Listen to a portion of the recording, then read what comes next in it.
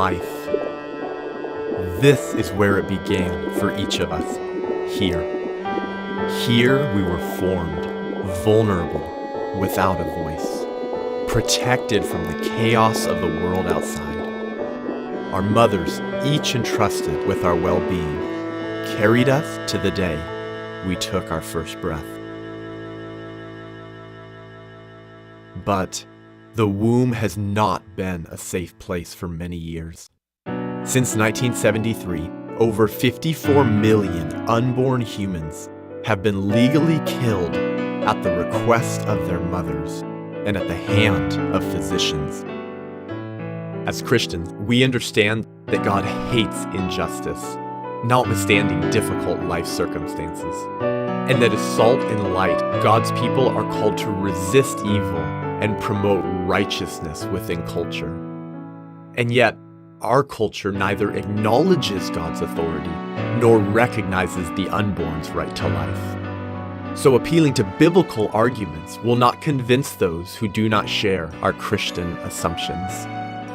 If we are going to persuade more Americans that abortion on demand must end, we must do so with their assumptions. We must do so scientifically and philosophically. I'm Seth Gruber, and I've devoted my life and career to be a persuasive and gracious voice for the unborn, and to equip Christians and other pro-lifers to be the same. I speak to church congregations, school chapels, youth groups, and pregnancy care clinic banquets, engage in academic debate, and blog and write as a cultural and political commentator.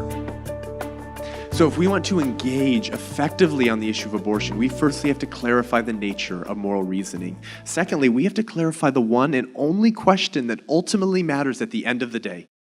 And to illustrate the one question that ultimately matters in the abortion debate and that will enable you to simplify the abortion debate, I want to tell you the following anecdote.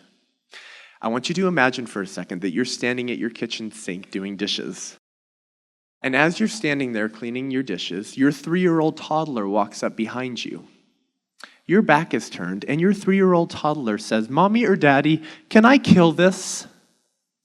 What's going to be the first question out of your mouth in response to your toddler's question, "Can I kill this?" What is it? I just heard it from all across the room. What is it? Because if he has a cockroach, maybe you say, "Here, son, here's a hammer, don't tell Mom." But if he's holding the neighbor kitty, you have deeper problems. And if he's holding his little brother by the throat, you need counseling.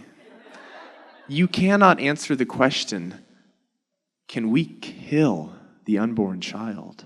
unless you first answer the question, "What is the unborn child?" We must learn to be a persuasive and gracious voice for those who cannot speak up for themselves.